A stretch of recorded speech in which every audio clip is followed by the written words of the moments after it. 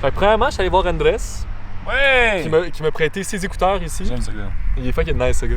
Cool. Il m'a prêté les écouteurs et il m'a prêté ce sympathique H4N. Qui, je vais le prendre particulièrement pour les ambiances, mais je vais peut-être essayer aussi pour les discussions. Tantôt, notre retour, je l'ai enregistré avec ça, fait que je vais écouter plus tard, peut-être voir ce que ça donne. Lui, Anthony, il est assez techno-gear. Je suis fuck all techno-gear. Non, mais c'est pertinent, je suis d'accord. Mais le pire dans cette histoire-là, c'est que je pensais qu'il y avait un shotgun, ce boy, mais finalement, il n'y a pas un shotgun, il y a la crise même d'affaires que toi, Jay. Un mic qui est fait pour être mis sur la cam. Aussi, là. Mais, Quand même pas. Dans mon temps, là, les vidéos populaires sur YouTube, C'était John Lajoie. il y avait John Lajoie en effet. Il y avait aussi un gars qui écoutait Nouma Nouma puis qui faisait ça de même avec des écouteurs. C'était la vidéo la plus vue en 2008. pardon, Anthony. Il y avait aussi des vidéos de Club Pingouin. Maintenant, tout ça n'existe plus, mais.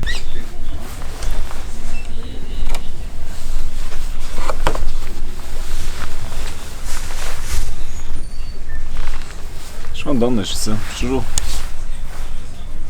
Tu sais, quand tu dors dans le char, là, toujours mal au cou. Non, les épées. C'est important. C'est bon. Quand j'étais petit, c'est juste ça que je voulais checker. Les épées et les boucliers. Puis des fois, les guns, mais ma mère, elle avait pas ça. Parce que bizarrement, ma mère, elle trouvait que c'était chill. Les épées. Puis des armes blanches, mais elle trouvait que c'était trop violent, les armes à feu. Ce qui fait que j'étais devenu un geek du Donjon Dragon. Tu trouves tatoué? Non, pas de ça, je sais qu'est-ce qu'il y a. Hey! Il y a un peu de vent en bas. Ouais, mais on va aller au Ardennes. Il y a un Ardennes en bas. Cette canne va jamais finir, man. C'est vrai.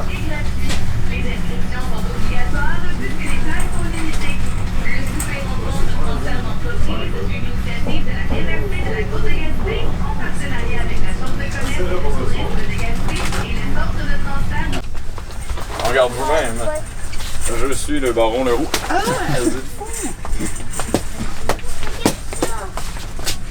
Ah! C'est fou! Bien nu, c'est égal. Salut. Alors, Je cherche une petite. les tucs, il y en a ici. Ah oui, hein. Oui, avec une petite palette Oh. comme ça. Ça, c'est bien. Super, merci. Oh, ben, bien, ceux-là.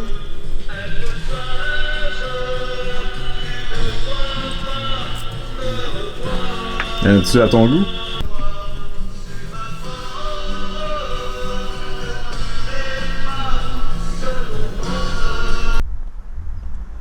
Dans la rue, en fait.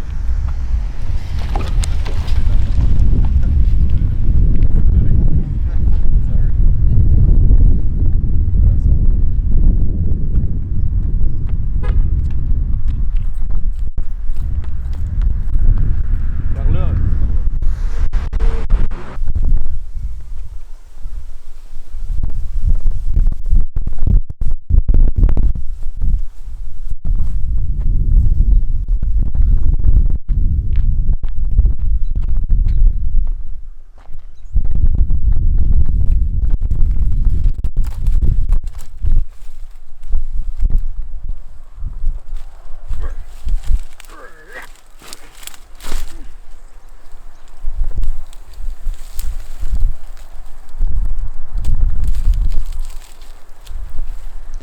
L'ami de la nature. Ça se mange. Ça goûte un concombre. J'ai appris ça dans The Long Dark.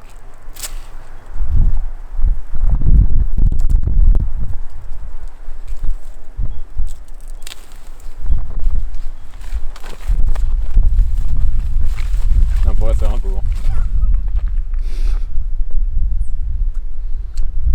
Comme du regret. C'est pas important. Genre. Comme quelqu'un qui est autour d'un board game puis qui embarque pas tant dans le game de Monopoly, Ouais. genre. Puis les joueurs, ça les fait chier parce qu'ils trouvent pas ça important, genre. Ben oui, surtout que, tu sais, je veux dire, ça c'est une des choses les plus profondes de la relation humaine, là, je veux dire. Moi, j'accorde telle importance à telle chose, toi, t'accordes telle importance. Exact. Puis ça, c'est pas une mauvaise chose chez l'humain, là, c'est blessant, là, je sais pas si ça t'est arrivé, sur peu importe quoi. Toi, tu penses que tel shit est fucking important, puis t'aimerais ça que cette personne-là, que t'as envie d'inviter dans ton C'est ça. monde, il trouve ça aussi important que toi, mais la personne ne trouve pas ça aussi important que toi. Moi, je pense que parmi les plus grandes blessures que j'ai vécues dans ma vie, puis prononçant encore de personnes privilégiées, là, mais parmi les plus grandes blessures que j'ai, c'est quand je suis comme « Ah, man, viens, je te montre ce truc-là. C'est important pour moi. » Puis la personne est comme « OK. » C'est vrai, ça l'est pas pour moi.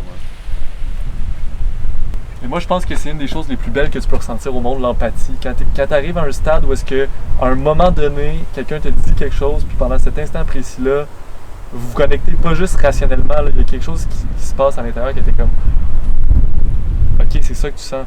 C'est comme ça se mettre à ta place. » Puis c'est là souvent que tu changes ta façon de voir les choses, puisque t'es comme « Oh mon Dieu, je voyais les choses de ma perspective seulement. » Puis là, quand cette personne-là t'a confronté, tu la vois d'une autre façon, puis t'es comme « Oh my God, man. » C'est comme ça, je vais immédiatement changer tel comportement parce que je comprends que de ton point de vue, c'est pas comme je le voyais.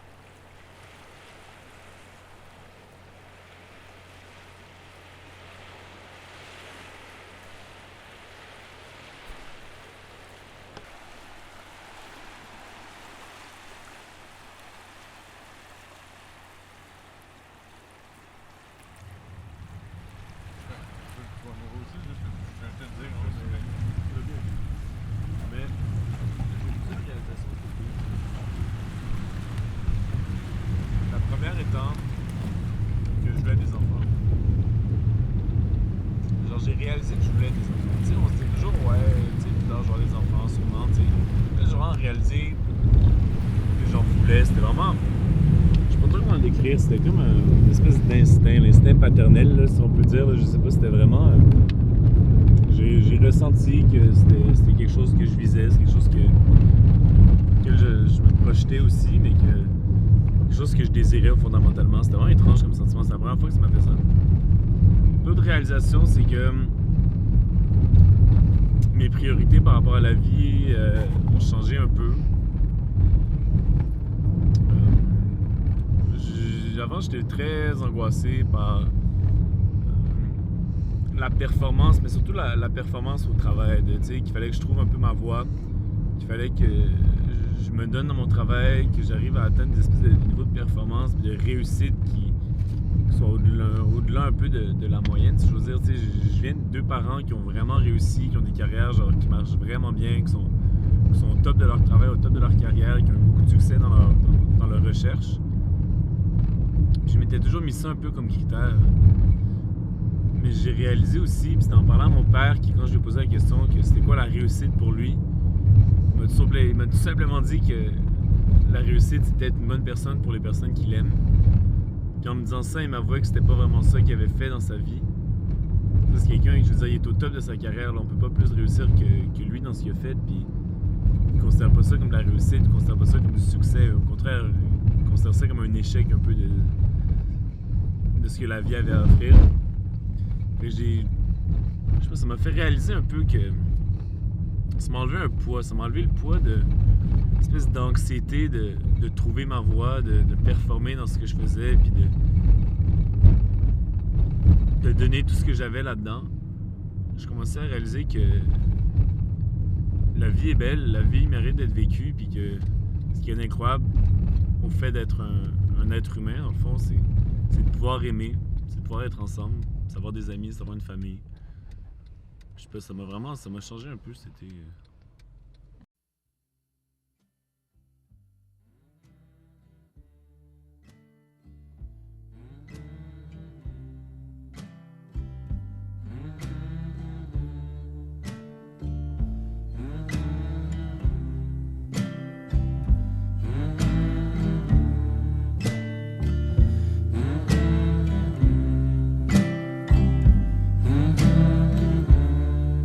Maintenant que le feu est brisé,